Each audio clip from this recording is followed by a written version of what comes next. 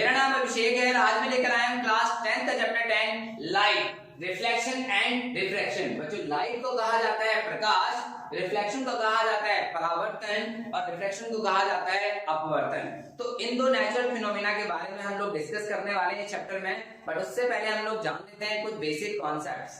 तो बच्चों, लाइट की स्टडी जो है वो फिजिक्स की एक ब्रांच ऑप्टिक्स के अंदर की जाती है। तो ऑप्टिक्स किसे कहा जाता है? It is a branch of physics which is related to nature of light, its properties, effects and vision is known as optics।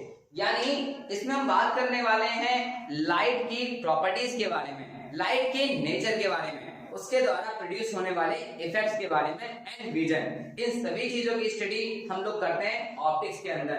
जिस तरह से साउंड की स्टडी को अकॉस्टिक कहा जाता है, उसी तरह से लाइट की स्टडी को ऑप्टिक्स कहा जाता है। बच्चों, ऑप्टिक्स को हम लोग दो भागों में डिवाइड करते हैं, एक ज्योमेट्रिकल ऑप्टिक्स और दूसरा हमारा physical optics. Geometrical optics it means ray optics.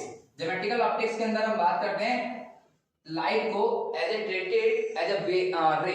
तो लाइट जो है यहाँ पर propagation of light in terms of rays. यहाँ पर हम जो बात करेंगे propagation of light in terms of rays, propagation of light in terms of raise.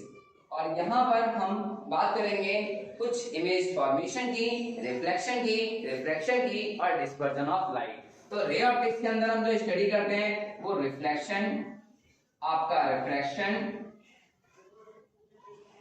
Refraction, dispersion and image formation. तो यानी ज्योमेट्रिकल ऑप्टिक्स यानी रे ऑप्टिक्स को कहा जा रहा है। और रे ऑप्टिक्स के अंदर हम बात करने वाले हैं image formation, reflection, refraction and dispersion of light. यहाँ पर जो वेवलेंथ ऑफ लाइट होती है वो much smaller than the size of obstacle. यानी रे ऑप्टिक्स के अंदर हम देखते हैं कि जो वेवलेंथ है लाइट की, वो जो हमारे अपर्चर हैं, जो ऑब्स्टेकल हैं, उनके साइज से बहुत बहुत छोटी होती है। और यहाँ पे लाइट को हम एज ए रे ट्रीट करते हैं। लेकिन बात करें फिजिकल ऑप्टिक्स की, जहां पर हम वेव ऑप्टिक्स और क्वांटम ऑप्टिक्स की बात करते हैं, वेव ऑप्टिक्स के अंदर हम लाइट को एज अ वेव ट्रीट करते हैं, क्योंकि लाइट का ड्यूअल नेचर होता है। लाइट एक वेव नेचर भी शो करती है और पार्टिकल नेचर भी शो करती है। तो ये चीज क्लियर है बच्चों। वेव ऑप्टिक्स के अंदर हम बात करने वाले हैं इंटरफेरेंस। कुछ ऐसे फिनोमिना हैं जो लाइट का वेव नेचर शो करते हैं बच्चों। इंटरफेरेंस, डिफ्रैक्शन, पोलराइजेशन, जो आप आगे फर्दर क्लासेस में पढ़ेंगे बच्चों, लेकिन थोड़ा बहुत आप लोगों को जान लेना चाहिए कि जहां पर लाइट को एज अ वेव ट्रीट किया जाता है। तो light treated as a wave, light treated as a wave. तो जहां पे लाइट को एज अ वेव ट्रीट किया जाता है तो उसे हम कहते हैं वेव ऑप्टिक्स। और क्वांटम ऑप्टिक्स के अंदर हम बात करेंगे light is treated as a particle, जहां पर लाइट को एज अ पार्टिकल ट्रीट किया जाता है, एज अ पार्टिकल। और लाइट के पार्टिकल को कहा जाता है बच्चों फोटोन। क्या कहा जाता है? फोटोन। और यहाँ पर हम कुछ ऐसे फिनोमिना हैं जो लाइट के पार्टिकल नेचर को शो करते हैं, जैसे कि फोटो इलेक्ट्रिक इफेक्ट, लेजर। तो कुछ ऐसे फिनोमिना हैं जो लाइट का पार्टिकल नेचर शो करते हैं। तो बच्चों, ये चीज तो हमने जान ली कि लाइट की स्टडी को क्या कहा जाता है। लाइट को हमने दो, जो ऑप्टिक्स है उसको हमने दो भागों में बांटा। एक हमने बोला ज्योमेट्रिकल ऑप्टिक्स और दूसरा बोला हमने फिजिकल ऑप्टिक्स। ज्योमेट्रिकल ऑप्टिक्स के अंदर हम इमेज फॉर्मेशन, रिफ्लेक्शन, रिफ्रैक्शन और डिस्पर्जन की बात की। और वेव ऑप्टिक्स के अंदर हम बात करेंगे इंटरफेरेंस। इंटरफेरेंस का मतलब होता है बच्चों, जब दो लाइट वेव सुपरइम्पोज करती हैं तो एनर्जी का रीडिस्ट्रीब्यूशन हो जाता है। इस फिनोमिना को इंटरफेरेंस कहा जाता है। और डिफ्रैक्शन की बात करें तो जब लाइट किसी ऑब्स्टेकल या अपर्चर या स्लिट से टकराती है तो बेंड हो जाती है इनटू द ज्योमेट्रिकल शैडो, तो उसे डिफ्रैक्शन कहा जाता है। तो इसी तरह से हमने बात करी क्वांटम ऑप्टिक्स, जिसके अंदर हम लाइट को एज ए पार्टिकल ट्रीट कर रहे हैं। और लाइट के पार्टिकल को बच्चों फोटोन कहा जाता है, जहां पर हम फोटो इलेक्ट्रिक इफेक्ट और लेजर के बारे में पढ़ते हैं। तो फोटो इलेक्ट्रिक इफेक्ट नाम तो सुना ही है बच्चों। जो आइंस्टाइन को सबसे पहला जो नोबेल प्राइज मिला वो फोटो इलेक्ट्रिक इफेक्ट के लिए मिला। तो फोटो इलेक्ट्रिक इफेक्ट का मतलब क्या होता है कि जब कोई लाइट किसी मेटल सरफेस पे इंसिडेंट करती है तो कुछ इलेक्ट्रॉन बाहर निकलते हैं, उन इलेक्ट्रॉन को हम फोटो इलेक्ट्रॉन्स कहते हैं और उनके द्वारा बनने वाले करंट को फोटो इलेक्ट्रिक करंट कहा जाता है। बट अपार्ट फ्रॉम सिलेबस हम लोगों को ये जान लेना चाहिए अब बात करते हैं लाइट की। तो लाइट क्या है? Is an electromagnetic wave which create the sensation of sight and enable us to see the world around us. यानी लाइट जो है, मैक्सवेल ने 1865 में ये प्रेडिक्टेड कर दिया कि visible light is the part of N electromagnetic wave and that human I can detect. यानी लाइट जो है वो एक इलेक्ट्रोमैग्नेटिक वेव है, यानी एक विद्युत चुंबकीय तरंग है जो हमें देखने की अनुभूति प्रदान करती है। ठीक है, तो ये चीज क्लियर होनी चाहिए कि लाइट क्या है बच्चों? एक इलेक्ट्रोमैग्नेटिक वेव है and which create the sensation of sight and enable us to see the world around us, और जो हमें अपने आसपास की चीजों को देखने योग्य बनाती है बच्चों। विजिबल लाइट की बात करें तो विजिबल लाइट की वेवलेंथ बच्चों 400 नैनोमीटर से 700 नैनोमीटर के बीच में होती है, जो ह्यूमन आई डिटेक्ट कर पाती है। इसके बाद हम देख लेते हैं लाइट की कुछ प्रॉपर्टीज की। जैसे लाइट की सबसे पहली प्रॉपर्टी है कि light is a transverse wave. तो बच्चों वेव तो आपने सुना ही होगा, तो वेव होता क्या है? Wave is a disturbance in a medium in which energy travels. तो वेव एक डिस्टरबेंस होता है, जिसको जो वेव्स होती हैं वो दो टाइप्स की होती हैं, longitudinal waves and transverse wave. Longitudinal waves में क्या होता है बच्चों? जहां पर vibration of particle along the wave हो या parallel to the wave propagation हो, ऐसी वेव्स को लॉन्गिट्यूडनल वेव्स कहा जाता है। लेकिन बात करें हम ट्रांसवर्स वेव की, तो जहां पर vibration of particle perpendicular to propagation of wave हो, ऐसी वेव्स को हम लोग ट्रांसवर्स वेव बोलते हैं बच्चों। तो जो लाइट है बच्चों वो ट्रांसवर्स वेव है, जहां पर वाइब्रेशन ऑफ पार्टिकल जो होते हैं वो परपेंडिकुलर टू वेव होते हैं। सेकंड प्रॉपर्टी है हमारी कि speed of light in free space is 3 × 10⁸ metre per second for all observers. कि लाइट की जो स्पीड होती है बच्चों वैक्यूम में, वो 3 लाख किलोमीटर पर सेकंड, या हम बोल सकते हैं 3 × 10⁸ मीटर पर सेकंड। और इसे हम सिंबलाइज करेंगे कि सी से सिंबलाइज करेंगे, यानी लाइट को वैक्यूम में हम लोग सी से दिखाएंगे, अदरवाइज वी जो यूज होता है स्पीड के लिए वो सिंबल आप लोग यूज करने वाले हैं। अब थर्ड प्रॉपर्टी है कि when light passes from one medium to another its frequency and color do not change। जब लाइट अपना मीडियम चेंज करती है तो उसकी स्पीड और वेवलेंथ अफेक्टेड होती है, बट फ्रीक्वेंसी और कलर पर कोई चेंज नहीं आता। तो कई बार पूछा जाता है कि लाइट की ऐसी कौन सी कैरेक्टरिस्टिक है जो कभी चेंज नहीं होती, और वो है बच्चों फ्रीक्वेंसी। यानी लाइट की फ्रीक्वेंसी कभी चेंज नहीं होती, तो ये चीज आपको ध्यान होना चाहिए। और एक फॉर्मूला आप लोगों को 9th में पढ़ाया जाता है कि वेवलेंथ जो वेलोसिटी है वो क्या होता है? Frequency into wavelength, frequency into wavelength. Fourth property है लाइट मींस रेडिएट एनर्जी जो है वो exhibit dual nature, wave nature and particle nature. तो बच्चों ये बात आपको पता होना चाहिए कि लाइट के जो है वो ड्यूअल नेचर होता है, यानी वो वेव नेचर भी शो करते हैं और पार्टिकल नेचर। ऐसे कौन से फिनोमिना हैं जो वेव नेचर को एक्सप्लेन करते हैं? जैसे कि इंटरफेरेंस, डिफ्रैक्शन, पोलराइजेशन। ऐसे कौन से फिनोमिना हैं जो लाइट के पार्टिकल नेचर को करते हैं, एक्सप्लेन करते हैं? Photo electric effect and laser and quantum effect, जो आप फर्दर ग्रेजुएशन में पढ़ोगे आप, क्वांटम इफेक्ट। इसके बाद हम बात करते हैं visibility of an object from all direction is due to scattering of light. यानी जितनी भी चीजें हमें नजर आ रही हैं because of reflection and scattering of light की वजह से नजर आ रही है। तो ये बच्चों बात थी लाइट की कुछ प्रॉपर्टीज के बारे में। लाइट के अंदर हमने कुछ ऐसी प्रॉपर्टीज की बात करी जो हमें जानना बहुत जरूरी थी। इसके बाद हम बात करते हैं रिफ्लेक्शन की।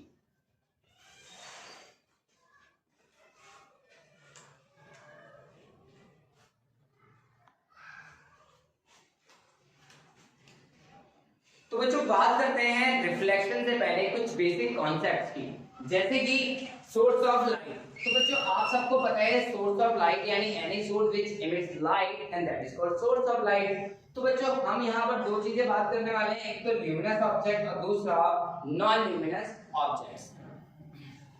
तो ल्यूमिनस ऑब्जेक्ट क्या है? Such object which emit their own light, यानी ऐसे ऑब्जेक्ट जो जिनकी अपनी खुद की लाइट होती है, जो खुद से एमिट होती है, तो दैट इज कॉल्ड ल्यूमिनस। मतलब जिनका अपना खुद का प्रकाश होता है, सन है, स्टार है, तो इनका अपना खुद का प्रकाश है। तो इस तरह के जो सोर्स होते हैं that is called luminous object. And natural source of light बात करें कि नेचुरल जो ल्यूमिनस सोर्स है उनको दो भागों में बांटेंगे, नेचुरल और artificial. Natural source of light जैसे कि सन, स्टार, फायरफ्लाइज, जो ग्लो बॉम्ब्स होते हैं, आपने सुना होगा जुगनू, वो भी हमारे क्या है नेचुरल सोर्स ऑफ लाइट में आएंगे। और आर्टिफिशियल सोर्स ऑफ लाइट जैसे कि electric bulb, torch, candle, LED, CFL. तो ये जो डिवाइस है ये हमारे क्या होते हैं? Artificial source of light. Non luminous यानी ऐसे ऑब्जेक्ट जो लाइट को रिफ्लेक्ट करते हैं, ऐसे ऑब्जेक्ट जो लाइट को रिफ्लेक्ट करते हैं, जो लाइट को एमिट नहीं करते हैं। Such object which do not emit their own light, जिनका अपना खुद का प्रकाश नहीं होता, and that is called non luminous. जैसे मून की बात करें तो मून क्या है, जब सन की लाइट रिफ्लेक्ट होती है मून पे तब हमें नजर आती है। तो मून का अपना कोई खुद का प्रकाश नहीं है, तो मून की अपनी खुद की लाइट नहीं है, तो मून के हमारा एक नॉन ल्यूमिनस ऑब्जेक्ट। जैसे अर्थ लाइट, अब अगर आप मून से अर्थ पे ऑब्जर्व करें तो अर्थ के द्वारा जो लाइट रिफ्लेक्ट हो रही है that is called earth light. तो अर्थ भी क्या है, एक तरह का नॉन ल्यूमिनस ऑब्जेक्ट है। वुड है, मेटल है, प्लांट्स हैं, एनिमल्स हैं, जितनी भी चीजें हैं जो लाइट को इमिट नहीं करती हैं, वो सभी चीजें, वो सभी ऑब्जेक्ट्स आपकी नॉन ल्यूमिनस ऑब्जेक्ट्स कहलाते हैं बच्चों। तो एक होता है ल्यूमिनस और एक होता है नॉन ल्यूमिनस। इसके बाद हम बात करते हैं कि लाइट किन ऑब्जेक्ट से पास हो सकती है, किन से नहीं हो सकती, उनके बारे में। जैसे कि ट्रांसपेरेंट ऑब्जेक्ट। ट्रांसपेरेंट का मतलब होता है बच्चों पारदर्शी, यानी ऐसे ऑब्जेक्ट जिनके द्वारा लाइट पूरी तरह पास हो जाती है, यानी सच ऑब्जेक्ट या material which pass most of the incident light through them are called transparent object. यानी ऐसे ऑब्जेक्ट जिनसे इंसिडेंट लाइट कंप्लीटली पास हो जाती है या most of the incident light उनसे पास हो रही है, दैट इज कॉल्ड ट्रांसपेरेंट। जैसे क्लियर एयर, आपका जो एयर है वो क्या है, एक तरह का transparent. Clear air, water, clear glass, ये सारे हमारे क्या है बच्चों, ट्रांसपेरेंट ऑब्जेक्ट। इसके बाद हम बात करेंगे ओपेक। ओपेक का मतलब होता है बच्चों अपारदर्शी, यानी जिनके द्वारा लाइट पास नहीं हो सकती, जिनके हम आर पार नहीं देख सकते। The material which do not allow any light to pass through them, जो अपने अंदर से बिल्कुल भी लाइट को गुजरने नहीं देते, ऐसे ऑब्जेक्ट्स को हम लोग बोलते हैं बच्चों ओपेक ऑब्जेक्ट। इसके बाद बच्चों हम बात करते हैं ट्रांसलूसेंट ऑब्जेक्ट, यानी इनको बोलते हैं पारभासी, यानी जो पार्शियली लाइट को अपने अंदर से पास आउट होने देते हैं, ऐसे ऑब्जेक्ट्स को हम लोग ट्रांसलूसेंट। ओपेक ऑब्जेक्ट में हम एग्जांपल ले लो यहाँ पर बच्चों, वुड ले लो, मेटल ले लो, वॉल्स ले लो, तो ये सभी ऑब्जेक्ट हमारे ओपेक होते हैं जो शैडो भी क्रिएट करते हैं। ट्रांसलूसेंट ऑब्जेक्ट जैसे कि अभी मैंने बताया कि such object which allow light to pass through, which allow light partially to pass through them, यानी जो अपने अंदर से पार्शियली लाइट को पास होने देते हैं, ऐसे ऑब्जेक्ट को हम लोग ट्रांसलूसेंट बोलते हैं। जैसे कि बच्चों आपने देखा होगा frosted glass, butter paper, polythene,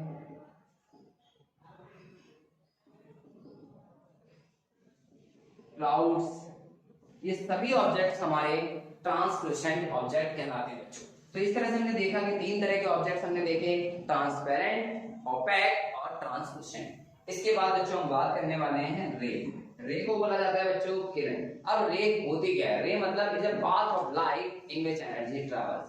तो रे है क्या बच्चों, a very narrow path of light represented by a line with an arrow head and showing the direction in which light is travelling and called ray of light, यानी एक very narrow path of light जो कि एक arrow head से represent किया जाता है और ये बताता है कि लाइट किस डायरेक्शन में प्रोपेगेट कर रही है। तो बच्चों रे आपको समझ में आया, it is represented by a single straight line, single straight line, ठीक है। तो ये बच्चों हमारी है रे। और इसके बाद हम बात करेंगे जब बहुत सारी रे आपस में मिलती हैं तो बीम बनता है बच्चों, या कलेक्शन या bundle of rays is called beam. और यहाँ पर तीन तरह के बीम होते हैं, पैरेलल बीम, कन्वर्जिंग बीम और डाइवर्जिंग बीम। सन से आने वाला जो बीम है, सन से आने वाले जो रे हैं, उन सबके ग्रुप्स को पैरेलल बीम का नाम दिया जाता है। लेकिन अगर बात करें गाड़ियों के हेडलाइट्स की, तो उनके द्वारा जो लाइट है एक पॉइंट पे कन्वर्ट होती है, that is called converging beam. और डाइवर्जेंट बीम जैसे कि इलेक्ट्रिक बल्ब है, डिफरेंट डायरेक्शन में जब लाइट स्कैटर्ड हो जाती है, that is called divergent beam, that is called divergent. Converging में क्या होता है कि लाइट किसी एक पॉइंट पे कन्वर्ट होती हुई नजर आती है, और पैरेलल में लाइट सभी क्या होती है, पैरेलल रेज की फॉर्म में होती है बच्चों। तो ये बात थी रे की। तो बच्चों आप जानते हैं आगे।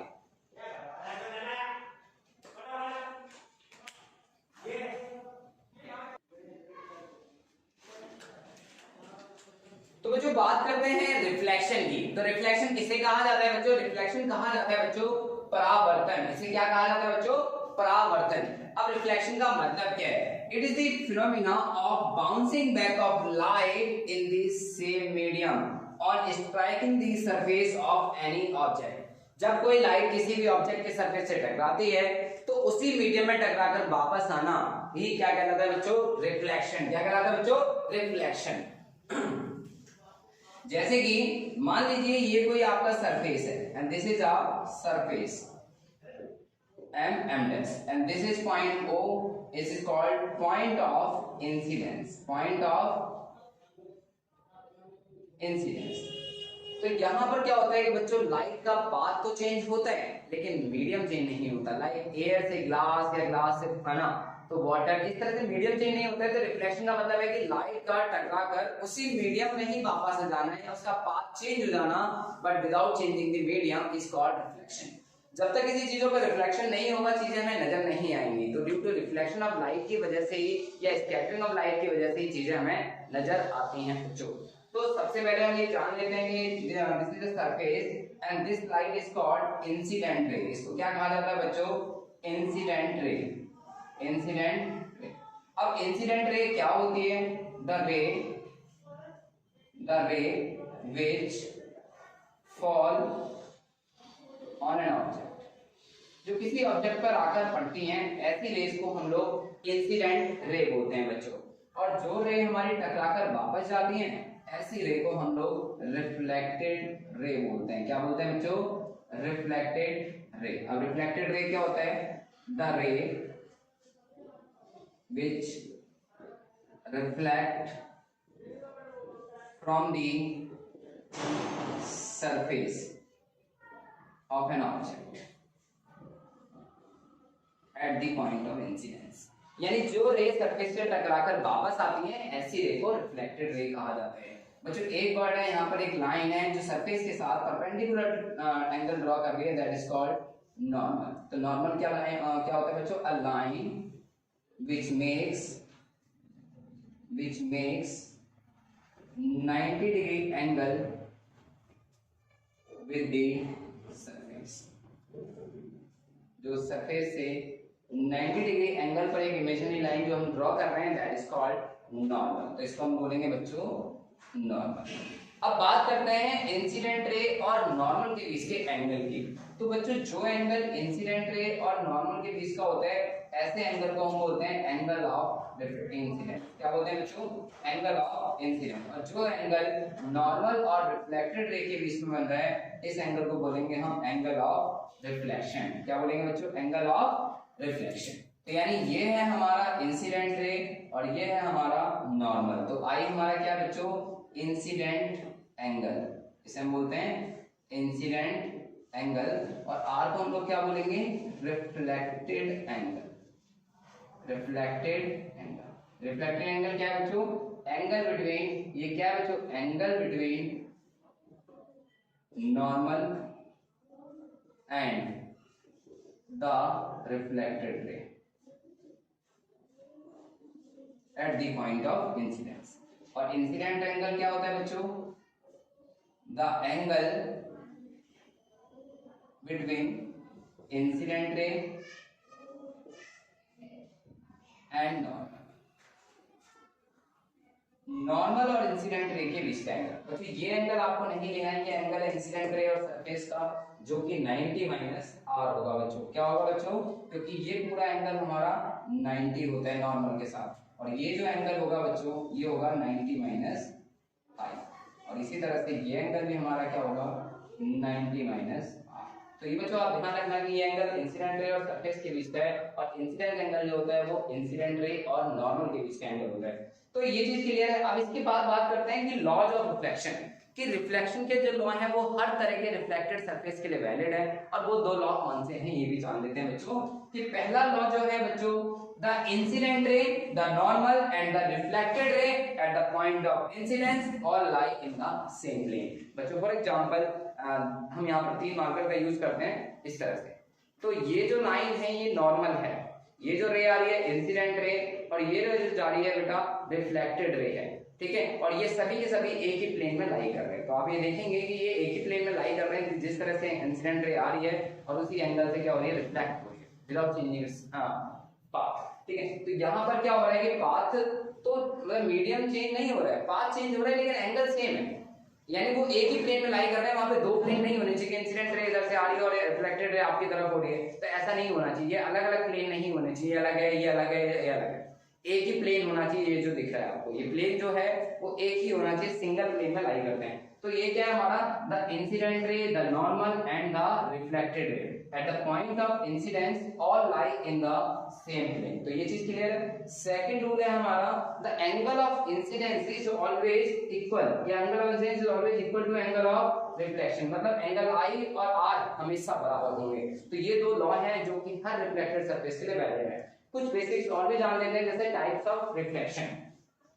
बच्चों आपने सुना होगा रेगुलर रिफ्लेक्शन या स्मूथ रिफ्लेक्शन, जो कि स्मूथ सरफेस होता है। तो when a parallel beam of light strikes the smooth polished surface it bounces off from it as a parallel beam. अगर पैरेलल बीम आ रही है तो पैरेलल बीम के फॉर्म में ही वो क्या हो रही है, बाउंसेस बैक हो रही है। तो जैसे कि हमने मान लिया कि ये कोई रिफ्लेक्टेड सरफेस है जो कि बहुत ही प्लेन है, पॉलिश्ड है, स्मूथ है, जैसे कि ग्लास या स्टिल वाटर, ऑयल या पॉलिश मेटल सरफेस।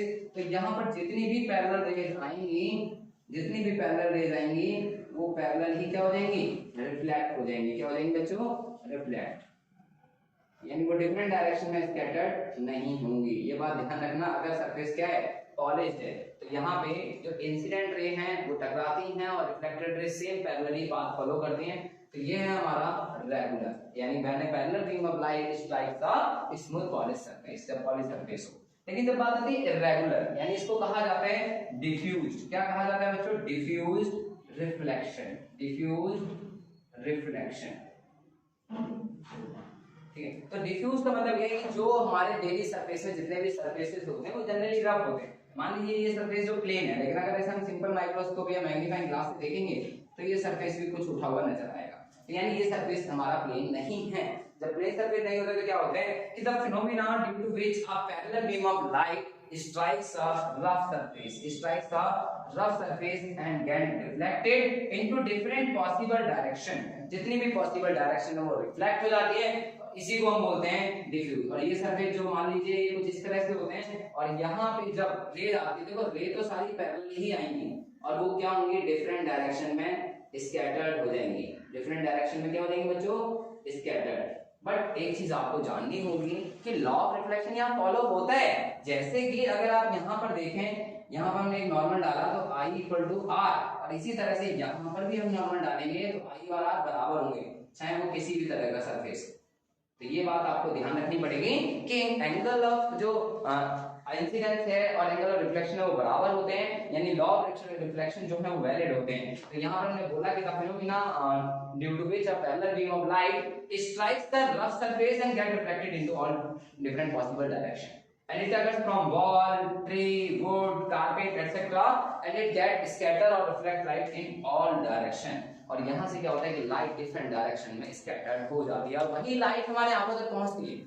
तो ये चीज क्लियर होनी चाहिए, मतलब कि कोई भी जब हम ऑब्जेक्ट लेंगे तो उस ऑब्जेक्ट की खासियत क्या हो जाता है, वो खुद से लाइट इमिट करे या वो लाइट को रिफ्लेक्ट करे। बट वो ऑब्जेक्ट ज्यादातर होते हैं रफ, और ये वो लाइट को डिफरेंट पॉसिबल डायरेक्शन में क्या करते हैं, रिफ्लेक्ट करते हैं। और बच्चों उन्हीं में से हम कोई भी दो रेज का यूज करके रे डायग्राम बनाते हैं। तो ये बात आपको ध्यान होनी चाहिए कि जो ऑब्जेक्ट है वो डिफरेंट पॉसिबल डायरेक्शन में लाइट क्या कर देते हैं, रिफ्लेक्ट। तो रिफ्लेक्शन जो फिनोमिना है इसका यूज जो हम करेंगे मिरर्स में यूज करेंगे। मिरर फॉर्मेशन जो है ना, मिरर जो है रे फॉर्मेशन के लिए यूज करेंगे, convex mirror, concave mirror, parallel mirror. ठीक है, तो इस तरह से हमने जो है सारे फिनोमेना है वो रिफ्लेक्शन को एक्सप्लेन किया। तो आप आई होप कि आपको ये पसंद आया होगा बच्चों। ठीक है बच्चों, मिलते हैं फिर हम। Thank you.